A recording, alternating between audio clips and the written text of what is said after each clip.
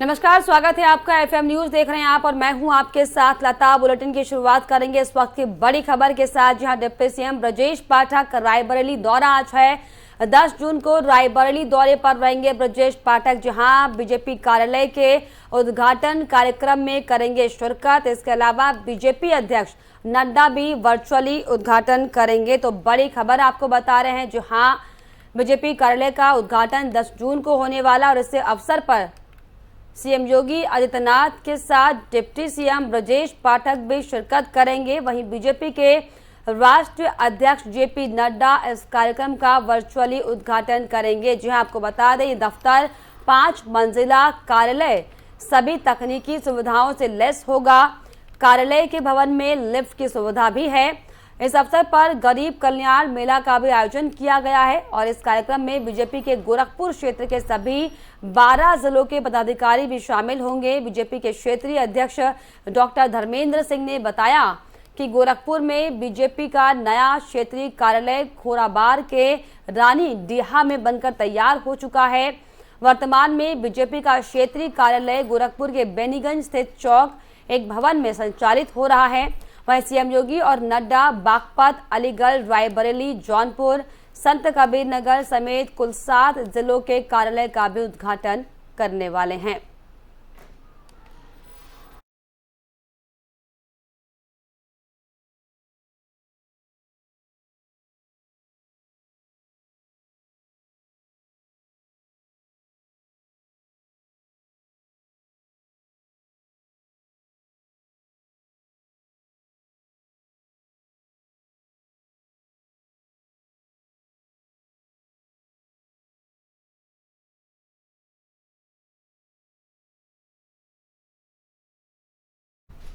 उत्तर प्रदेश के कारागार और होमगार्ड राज्य मंत्री धर्मवीर प्रजापति एक्शन मोड में दिखाई पड़ रहे हैं। आपको बता दें कि कल यूपी के कारागार और होमगार्ड मंत्री धर्मवीर प्रजापति ने होमगार्ड विभाग में लगभग 100 से ज्यादा कर्मचारियों को अपनी तैनाती की इकाई से दूसरी इकाइयों में संबद्ध किए जाने के प्रकरण का संज्ञान लेते हुए सभी कर्मचारियों की संबद्धता समाप्त करने के निर्देश जारी किए हैं। उन्होंने कहा कि इसमें अनियमितता की शिकायत मिल रही थी। प्रजापति ने प्रशासनिक पारदर्शिता अपनाए जाने के निर्देशों का कड़ाई से पालन सुनिश्चित करने के निर्देश दिए हैं। उन्होंने ये भी कहा कि विभाग में किसी भी प्रकार की शिकायत का गंभीरता से संज्ञान लिया जाएगा और जवाबदेही तय करते हुए सख्त कार्रवाई भी सुनिश्चित की जाएगी।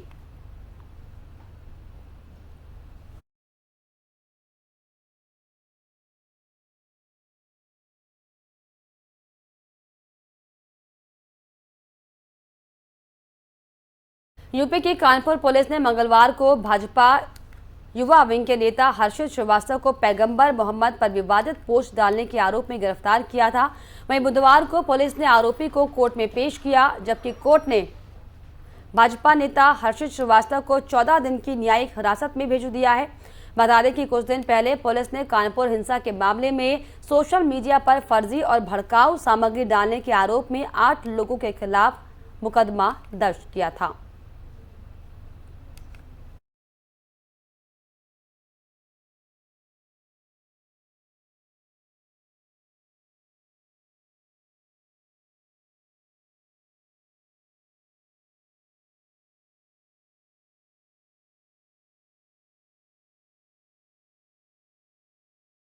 पैगंबर मोहम्मद के मामले पर आपको बताएं कि आपत्तिजनक पोस्ट करने को लेकर हर्षित श्रीवास्तव के खिलाफ कार्रवाई की गई थी और इसी कड़ी में अब हर्षित श्रीवास्तव की मुश्किलें बढ़ सकती हैं, क्योंकि पैगंबर मोहम्मद पर जो विवादित टिप्पणी डाली थी, इसको लेकर 14 दिन की न्यायिक हिरासत में हर्षित श्रीवास्तव हैं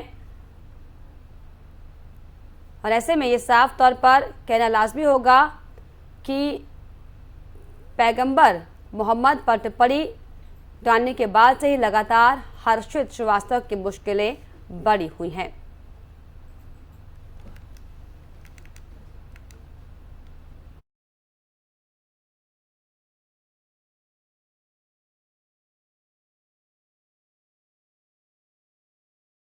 चलिए आगे बढ़ेंगे। 23 जून को रामपुर और आजमगढ़ में लोकसभा के उपचुनाव होने वाले हैं, जिसके लिए सभी पार्टी जोरों शोरों में लगी हुई हैं। इसी बीच सभी पार्टियों ने स्टार प्रचारकों की सूची भी जारी की है। एक तरफ जहां सपा के स्टार प्रचारकों की सूची से शिवपाल यादव का नाम गायब है, तो वहीं बीएसपी के स्टार प्रचारकों से सतीश चंद्र मिश्रा का भी नाम गायब है। बसपा के 40 स्टार प्रचारकों की सूची में सतीश चंद्र मिश्रा का नाम इस बार नहीं रखा गया। कभी स्टार प्रचारकों में मायावती के बाद सतीश चंद्र मिश्रा नंबर 2 पर रहते थे। आजमगढ़ में लोकसभा उपचुनाव प्रचार के लिए आयोग में प्रचारकों की सूची दी गई है। प्रचारकों की लिस्ट में मायावती समेत 40 लोगों के इसमें नाम शामिल हैं।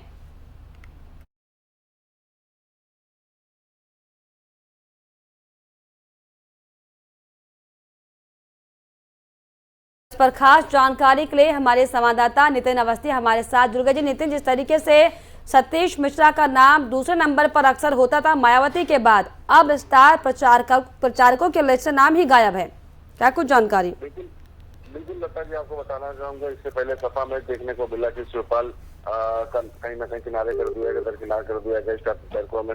और उसके बाद फिर अब ये देखने को मिला कि बसपा की जो स्टार प्रचारकों की सूची है 40 लोगों की, उसमें कहीं न कहीं सतीश चंद्र मिश्रा जो दूसरे नंबर पर रहते थे मायावती के बाद, उनको बाहर कर दिया गया है। कहीं न कहीं उनके अलावा उमा शंकर सिंह जो एक विधायक एकमात्र हैं, उनका नाम है और सबसे पहले मायावती का नाम है, मायावती का नाम है। ये जरूर कहा जा सकता है कि 40 लोगों की स्टार प्रचारकों की सूची में सतीश चंद्र मिश्रा का नाम ना होना एक बहुत बड़ा विषय बन सकता है, क्योंकि लगातार जो चीजें चल रही थी सामने, कहीं न कहीं ये देखा जा रहा था कि किसी भी चुनाव में सबसे पहले वह मायावती के बाद उनका नाम आता था। अब लेकिन ऐसा नहीं दिख रहा है, क्योंकि तो क्या नितिन इसे नाराजगी समझा जाए, और अगर हाँ तो क्या इसके पीछे की मुख्य वजह? लता जी, आपको बताना चाहूंगा कि यदि उपचुनाव होने हैं 2 सीटों पर, रामपुर और आजमगढ़ के 23 जून को चुनाव होना है। हो सकता है कि लोकसभा चुनाव की तैयारियां चल रही हो, 2024 के चुनाव की तैयारियां चल रही हो, और उनमें कहीं ना कहीं तैयारियों को लेकर कुछ चीजें दिख रही हो सकता हो कि 2 सीटों पर स्टार प्रचारकों से नाम हटाकर वो किस्मत आजमा रही हो सकता हो कुछ नया करना चाह रही हो, तो इसलिए ऐसा किया गया है। लेकिन अब देखने वाली बात यह होती है कि इन 2 सीटों पर कौन 2 सीटों पर कब्जा पाता है। वैसे बताया जा रहा है कि जिस तरह से चुनाव जो है वह काफी दिलचस्प होगा, क्योंकि रामपुर और आजमगढ़ की सीट पर जिस तरह से सपा का कब्जा था, तो ये जरूर देखने लायक होगा कि इस बार भाजपा और सपा में सीधे तौर पर मुकाबला है। अब कौन बाजी मारता है, ये कहीं ना कहीं देखने वाली बात होगी कि बसपा भी पुरजोर कोशिश कर रही है और सपा और भाजपा पहले से ही लगी हुई है। अब ये देखना लायक होगा कि सतीश चंद्र मिश्रा का नाम क्यों हटाया गया है और आखिर इसके पीछे का राज क्या है, ये देखने वाकई इसके पीछे के क्या क्या कारण है वो क्या सामने आते देखने वाली बात होगी। बहुत शुक्रिया नितिन आपका तमाम जानकारी के लिए।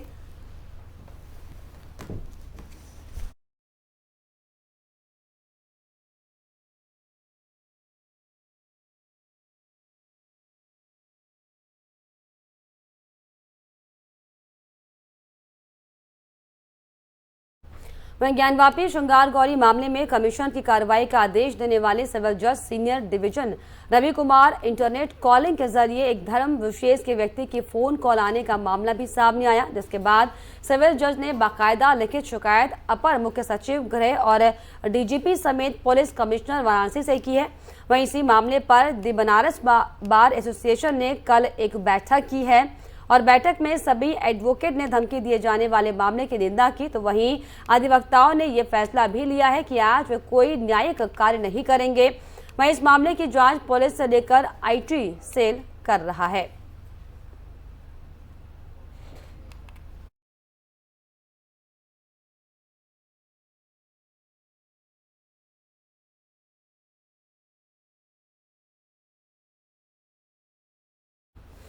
मुरादाबाद की बिलारी पुलिस ने एटीएम कार्ड से धोखाधड़ी करने वाले 2 आरोपियों को गिरफ्तार कर जेल भेज दिया है। आरोपी फर्जी आधार कार्ड के साथ साथ बैंकों के अलग अलग एटीएम रखते थे। पुलिस ने निकेश कुमार और राकेश को गिरफ्तार कर घटना का खुलासा किया। वहीं पुलिस ने आरोपियों के पास से 20 एटीएम व 7 फर्जी आधार कार्ड, 4 मोबाइल और इसके अलावा आपको बताएं कि 69,000 के करीब रुपए भी बरामद किए हैं। एसपी देहात विद्यासागर मिश्र ने इस मामले पर जानकारी देते हुए कहा कि बिलारी थाने में एक मुकदमा दरअसल दर्ज किया गया था, जिसमें एटीएम बदलकर पैसे निकाले गए थे, जिसमें बिलारी पुलिस की चेकिंग के दौरान 2 आरोपी पकड़े गए। इन दोनों ने ही अभियुक्तों के पास से लगभग 20 एटीएम बरामद हुए। ये दोनों ही अभियुक्त भोले भाले लोगों को झांसे में लेकर उनके एटीएम बदलकर पैसे निकालने का काम करते थे।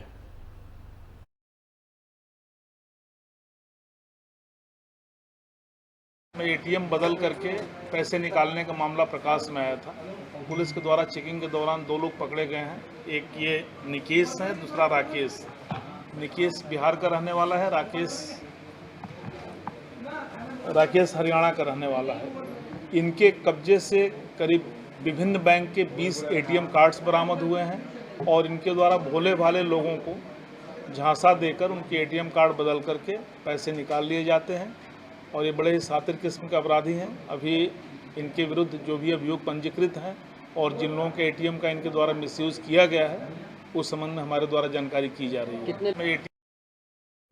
तेज रफ्तार की चपेट में आ रहे लोगों का आंकड़ा आए दिन बढ़ता जा रहा है। वहीं मुजफ्फरनगर में स्थित पानीपत खटीमार राज्य मार्ग पर बीते दिन एक भीषण एक्सीडेंट हुआ, जिसमें एक अनियंत्रित ट्रक ने 2 बाइक सवार 5 लोगों को बेरहमी से कुचल दिया, जिसमें एक महिला सहित 4 लोगों की मौके पर ही दर्दनाक मौत हो गई है। तो वहीं एक युवक को उपचार के लिए अस्पताल में भर्ती कराया गया, जहां पर डॉक्टरों ने युवक को गंभीर हालत के चलते इसे मेरठ के लिए रेफर कर दिया है। वहीं घटना की सूचना मिलने के बाद मौके पर पहुंची पुलिस ने ट्रक को कब्जे में लेकर ट्रक ड्राइवर को गिरफ्तार कर लिया है।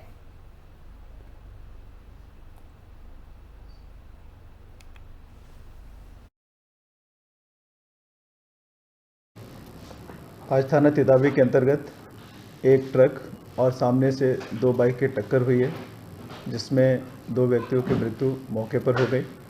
अन्य घायलों को अस्पताल भेजा गया, जहां पर 2 अन्य व्यक्तियों की मृत्यु हो गई है। इस संबंध में जो चालक और ट्रक जो है उसको पकड़ लिया गया है। स्थानीय थाने के द्वारा इस संबंध में आवश्यक वैधानिक कार्रवाई की जा रही है। वहीं बिजनौर में दिन पर दिन चोरों के हौसले बुलंद होते जा रहे हैं और ऐसे में ताजा मामला चांदपुर क्षेत्र के गांव पीपलसाना का सामने आया, जहां पर चोरों ने 3 घरों को अपना निशाना बनाया है। चोरों ने तीनों घरों से सोना चांदी के आभूषणों के साथ ही लाखों रुपए की चोरी को अंजाम दिया है और मौके से फरार हो गए।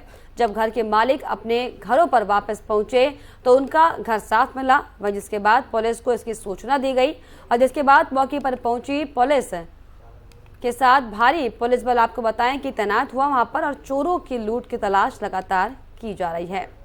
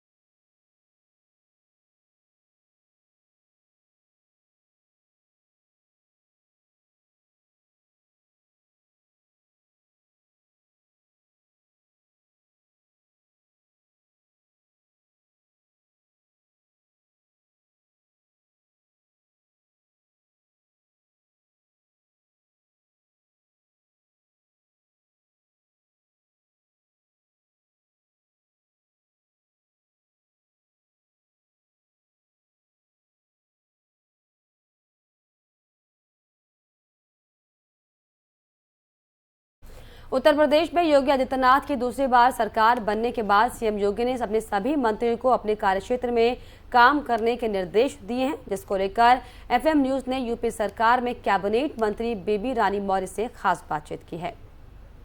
उत्तर प्रदेश को उत्तम प्रदेश बनाने की राह में योगी 2.0 में कई महिलाओं को मौका मिला। मेरे साथ उत्तराखंड की पूर्व राज्यपाल और उत्तर प्रदेश की कैबिनेट मंत्री बेबी रानी मौर्य जी है, जो कि अपने आप में दमदार चेहरा है, महिलाओं के लिए काफ़ी काम करती है। 100 दिन का जो लक्ष्य दिया था योगी जी ने, आप उस लक्ष्य को लेकर क्या कहेंगी, क्या काम किया है? देखिए, 100 दिन का जो लक्ष्य हमारे मुख्यमंत्री जी का, योगी जी का, उन्होंने देखिए एक तो सबसे पहला काम किया है, महिलाओं की पेंशन को डबल किया है, दुगना किया है। जो 500 थी उसको 1000 किया है। और इसके अलावा हमने 1 स्टॉप सेंटर है उनको बहुत मजबूत किया है।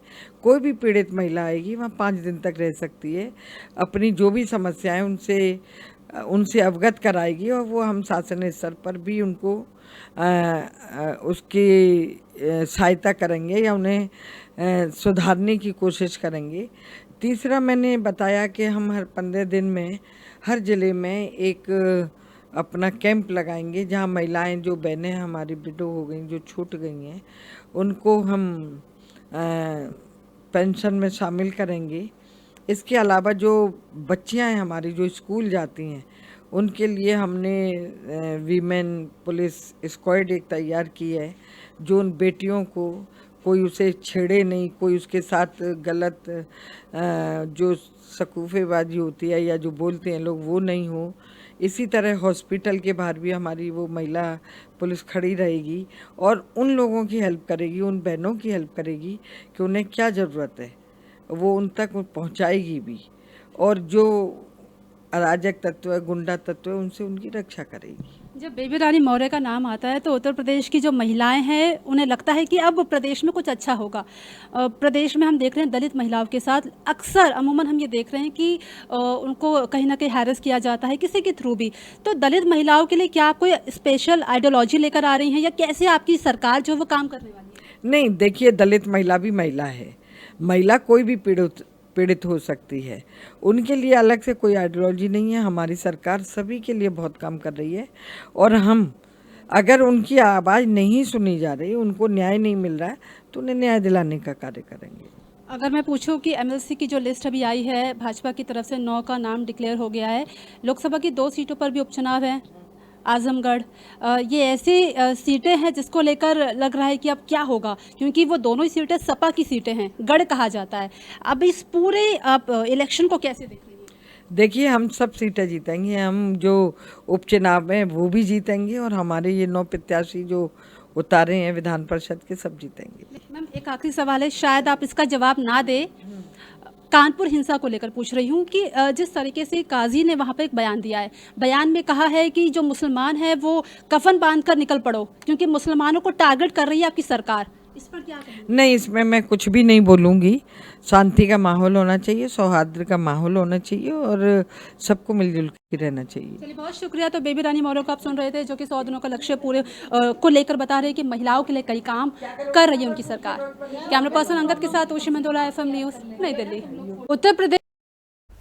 उत्तर प्रदेश के जनपद मुरादाबाद की कुंदरकी पुलिस ने वाहन चेकिंग के दौरान 3 शातिर वाहन चोरों को गिरफ्तार किया है। आपको बता दें कि चोरों के पास से 11 चोरी की बाइकें बरामद की गई हैं, जिन्हें पुलिस ने अपने कब्जे में लेकर तीनों शातिर चोरों को जेल भेजा है। आपको बता दें कि जनपद मुरादाबाद में चोरी की घटनाएं लगातार बढ़ती जा रही हैं। चोर आए दिन किसी न किसी चोरी की घटना को अंजाम देते नजर आ रहे हैं। तो वहीं इसी को लेकर पुलिस वाहन चोरी की घटनाओं पर अंकुश लगाने के लिए जगह जगह चेकिंग अभियान चला रही है, जिनमें पुलिस को कामयाबी भी मिल रही है।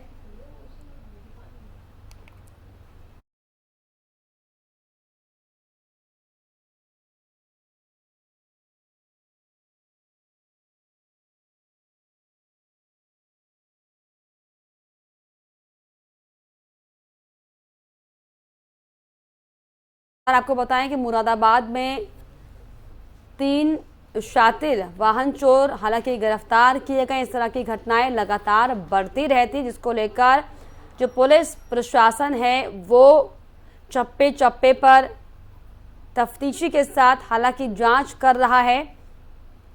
और यही दरअसल बड़ी वजह है कि पुलिस को बड़ी सफलता हाथ लगी है, जिसमें 3 शातिर वाहन चोरों को पुलिस ने गिरफ्तार किया है, जिसमें वाहन जो चोर हैं इन्होंने चोरी की घटनाओं को कबूल किया। साथ ही साथ पुलिस ये भी जांचबीन करने की कोशिश कर रही है कि आखिर अब तक कहां पर कितनी जगह पर इन्हें चोरियां की हैं, कौन कौन साथी इनके साथ रहे हैं, और इसी को लेकर पुलिस लगातार जांचबीन कर रही है।